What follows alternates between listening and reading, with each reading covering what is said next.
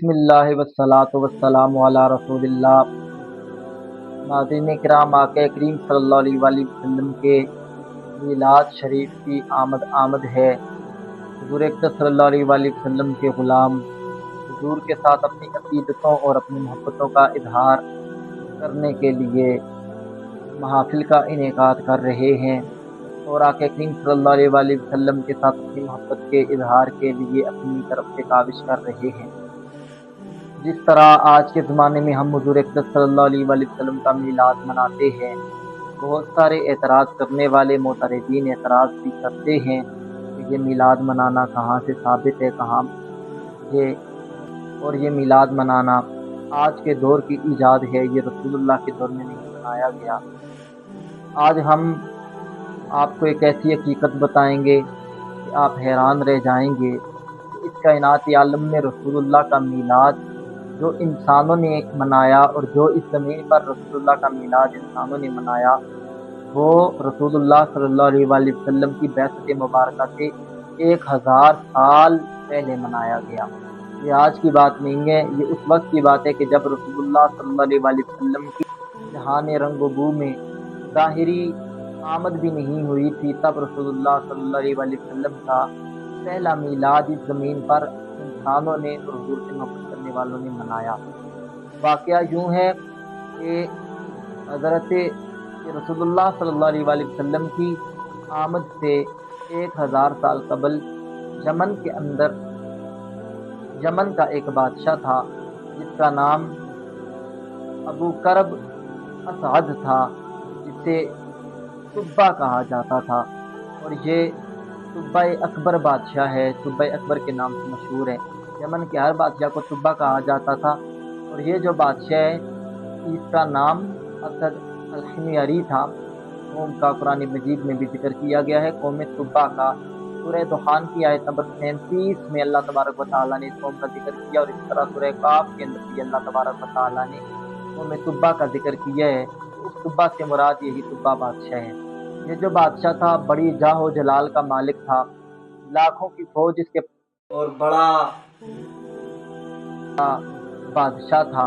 और बड़ी शान और शौकत की बहुत बड़ी सल्तनत थी। तो इसने इरादा किया दुनिया के तमाम तर हिस्सों के ऊपर हमला करने का और मुख्तलिफ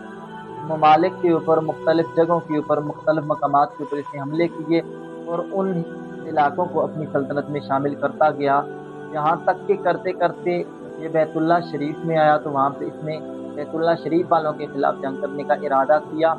उस वक्त के इसके साथ उलमा भी मौजूद थे, 400 उलमा का वक्त मौजूद था। तो इसको एक मोहलिक बीमारी ने आन घेरा। तो उन उलमा में से एक आलिम ने इसे कहा कि अगर तुम मुझे सच सच बता दो तो मैं तुम्हारा इलाज कर सकता हूँ। जब ये मायूस हो गया अपनी ज़िंदगी से तो उस आलिम ने इसका इलाज करने की यकीन दहानी करवाई और इससे पूछा कि तेरे ज़हन में बैतुल्लाह के हवाले से क्या बात है। तो इसने उस वक्त बताया कि मैं बैतुल्लाह को मुनज़्ज़म करना चाहता हूँ। तो उसने इसे कहा कि तू इस काबे को मुनज़्ज़म करने का इरादा तर्क कर दे, वगरना ये बीमारी तुझे नहीं छोड़ेगी, तो इस बीमारी में मर जाएगा। तो इसने ये इरादा तर्क कर दिया। तो फिर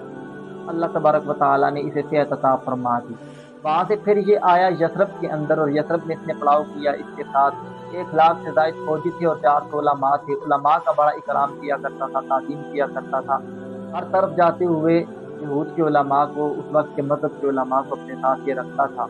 जब ये वहाँ पे पहुँचा, इसने वहाँ पे पड़ाव किया तो आले मदीना के इर्द गिर्द रहने वाले जो लोग थे, यसरब के इर्द गिर्द रहने वाले लोग, उन्होंने इसके खिलाफ जंग का इरादा किया और उनके साथ इसकी जंग छिड़ गई। तो जब उनके खिलाफ इसकी जंग छिड़ी तो उन लोगों ने वो दिन के वक्त इनके खिलाफ जंग करते और रात के वक्त वो इनका इकराम करते थे। तो इसने उन लोगों से पूछा कि आखिर वो ये मामला क्यों कर रहे हैं और वो इसके खिलाफ इस तरह का अमल क्यों करते हैं। तो उन्होंने कहा कि यहाँ पे ज़माना आएगा कि अल्लाह के ख़ास पैगम्बर का ज़ुहूर होगा और अल्लाह के ख़ास पैगम्बर तो इस जगह पे तशरीफ़ लाएँगे, तो इसलिए तुम हमारे ऊपर कभी भी फ़तह नहीं पा सकते हो, इसलिए हम तुम्हारा इकराम भी करते हैं और तुम्हारे साथ जंग भी करते हैं। फिर इस शख्स ने जब वहाँ से कूच का इरादा किया तो इसने कहा कि मैं अब यहाँ पे जंग नहीं करूँगा, फ़साद नहीं करूँगा। तो इसने वहाँ से कूच का इरादा कर लिया। लेकिन वो जो उलमा थे उन्होंने कस्में खा ली कि हम यहाँ से नहीं जाएँगे, اور ہم یہیں پہ ٹھہرے رہیں گے۔ جب ان علماء نے وہاں سے جانے سے وہاں سے کوچ کرنے سے انکار کر دیا، اس نے اپنے وزیر کو ان کے پاس بھیجا کہ وہ ان سے پوچھے کہ وہ کیوں نہیں جانا چاہتے۔ تو انہوں نے پھر بتایا کہ ہم نے جو تورات کے اندر اپنی کتابوں کے اندر جو نبی آخر الزمان صلی اللہ علیہ وسلم کی نشانیاں پڑھی تھی، تو ان نشانیوں میں سے یہ نشانی بھی ہے کہ وہ ایک جگہ پہ تشریف لائیں گے، تو وہ جگہ یہی ہے کہ جہاں پہ وہ تشریف لائیں گے، وہ مکہ میں پیدا ہوں گے اور اس طرف وہ ہجرت فرمائیں گے، اور وہ ان کی حکومت دونوں جہانوں پہ ہوگی، اور اللہ ان کی نبوت کو کونین کے اندر عام فرما دے گا۔ وہ سارے جہان کے لیے نبی اور رحمت بن کے آئیں گے، اور ان کی ذوالفقار تلوار ہوگی، اور ان کے وسیع حیدر کے ذریعے مدد کی جائے گی۔ تو یہ اوصاف انہوں نے بیان کیے۔ تو وہ وزیر نے جب یہ اوصاف سنے تو اس کے دل میں بھی یہ یقین پیدا ہو گیا، کہ اس کے دل میں بھی یہ خیال آ گیا کہ اب میں نے یہاں سے کوچ نہیں کرنے، وہ بھی وہیں پہ رکنے کے لیے آمادہ ہو گیا۔ جب بادشاہ کوچ کرنے لگا تو انہوں نے وہاں سے جانے سے انکار کر دیا وزیر کے سمیت۔ بادشاہ نے سبب پوچھا کہ وزیر تو نے مجھے بتایا نہیں کہ یہ لوگ کیوں نہیں جانا چاہتے، تو وزیر نے کہا میں بھی یہاں سے نہیں جانا چاہتا، اور اس کی وجہ یہ ہے کہ یہاں پہ ایک آخری اللہ کے نبی آئیں گے کہ جن کی حکومت، جن کی نبوت دونوں جہانوں پہ ہوگی، اور ان کی یہ نشانیاں ہوگی۔ جب انہوں نے نشانیاں بیان کی تو اس بادشاہ نے 1 سال مزید وہاں پہ ٹھہرنے کا ارادہ کر لیا، اور 1 سال تک وہاں پہ ٹھہرا رہا۔ اور پھر جب صبح ہوئی تو اسی دن کی صبح کو اس نے ایک بہت بڑے جلوس کا انعقاد کیا، اور اس جلوس کے اندر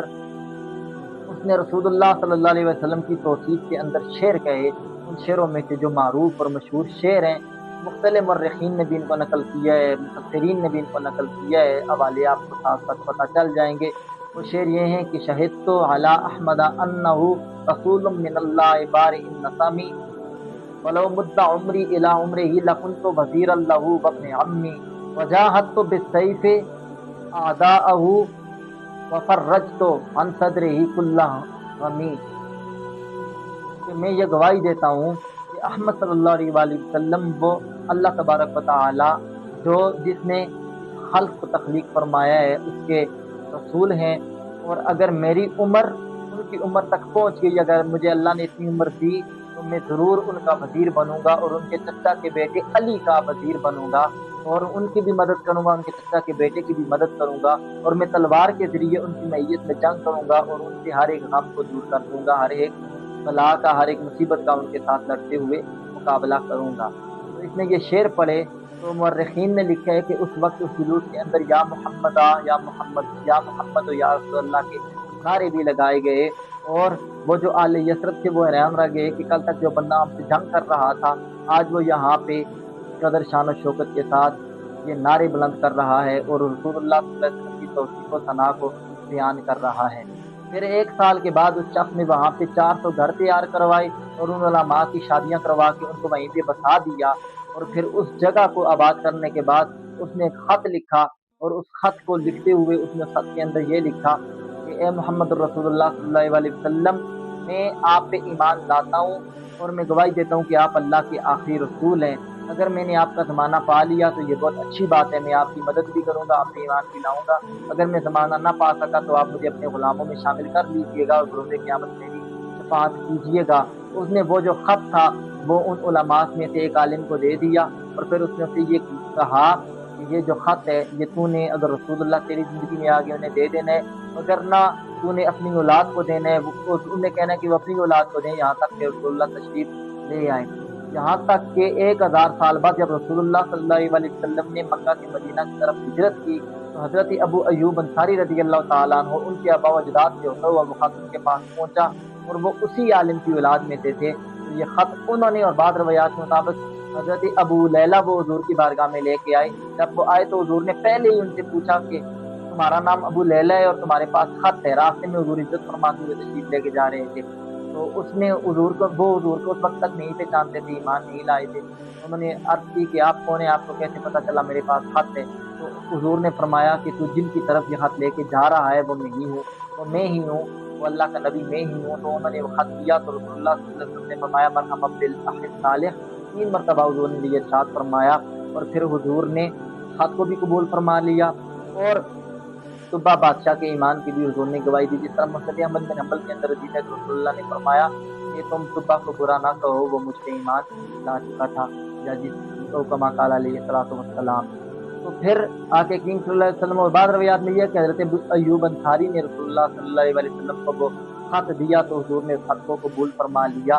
تو حضور اکرم صلی اللہ علیہ وسلم کی آمد سے 1000 سال پہلے اللہ تبارک و تعالیٰ نے علماء کے ذریعے اس جگہ کو بھی آباد فرمایا کہ جہاں پہ رسول اللہ کی جلوہ گری ہونی تھی، اور ایک بادشاہ کو وہاں پہ بھیج کے وہاں پہ اللہ نے حضور کی آمد سے 1000 سال پہلے انتظامات بھی کروائے، اور وہاں پہ رسول اللہ صلی اللہ علیہ وسلم کی آمد کا اعلان بھی کیا گیا، حضور کی آمد کا جشن بھی منایا گیا، اور پورا ایک جلوس بھی حضور کی آمد کی خوشی میں نکالا گیا۔ اور اس بادشاہ نے رسول اللہ صلی اللہ علیہ وسلم کی شان میں شعر بھی کہے، نہ صرف رسول اللہ کی شان میں شعر کہے، بلکہ اس بادشاہ نے رسول اللہ پہ بھی سلام کہا اور حضرت علی پہ بھی سلام کہا، اور اس نے کہا